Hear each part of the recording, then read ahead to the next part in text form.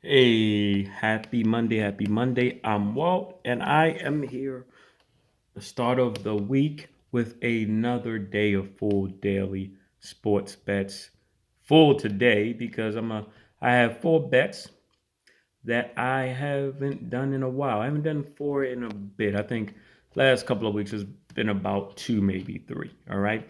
But before we get started, please like and subscribe if you're not already subscribed and share the video. So let's get straight into it. We have one college football, one NFL, and two NBA.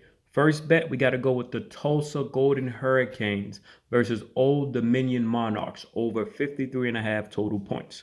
All right. The Myrtle Beach Bowl will be today's only game of the day and will feature two teams who average 26 or more points on the year. You know, while allowing 27 points. In fact, the Hurricanes allow more points than they actually score. With the amount of points that both team scores and give up, the fact that neither school have any head-to-head history, I actually like the offense to go ahead and have the advantage. The offense is going to be more in sync.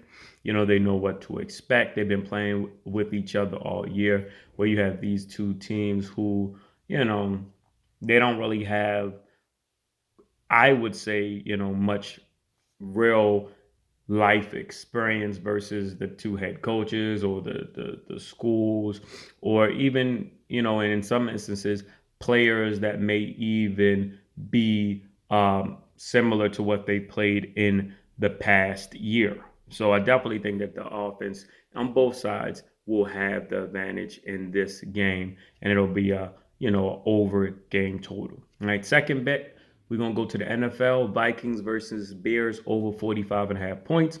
This will be the double header of today's NFL games.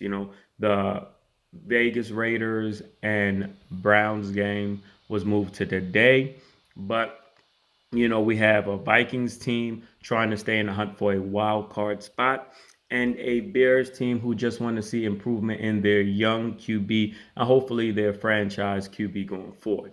You have a Bears team who gives up almost double the amount of points to opponents opposed to what they score, but their last three games they have been averaging more 22 points on the season. They score 17, and they actually score more points at home anyway at about 19 than their season average. Then you have a Vikings team who score more points on the road at 28 points per game than their 26 season average overall. And the last four games of the Vikings have all went over. And the last four games as a road favorite has all gone over. So I like the Vikings and the Bears over 45 and a half in this matchup. All right. Next bet, going on to the NBA. We got to go with the Charlotte Hornets versus the Utah Jazz over 235 and a half points. All right. This matchup consists of the top two scoring teams in the league, both in which should have the majority of their players available today. Both teams are scoring 117 per game over the last three, two more than the 115 that they both average on the season. Not to mention the Hornets are give up the most points in the league, including a 137-point performance versus the Suns yesterday. And as far as the trends go for game totals, everything is saying over across the board. So I definitely like this game to go over 235 and a half points, just based on the fact that the pace of the game that the Hornets play, the fact that, the Jazz, the last couple of years, they've been very well shooting the ball at home. So I definitely like this one to be an over game. All right. Then we have the last bet. We got to go with the Warriors money line. The Warriors will have Draymond and Steph back after missing the last game for rest. The first meet they had against the Kings, it was in Sacramento. The Kings beat them. Well, the Warriors beat the Kings 119 to 107.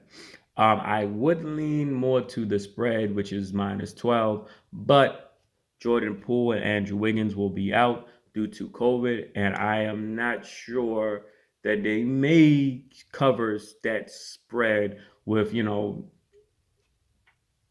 of their top three scorers missing tonight's game.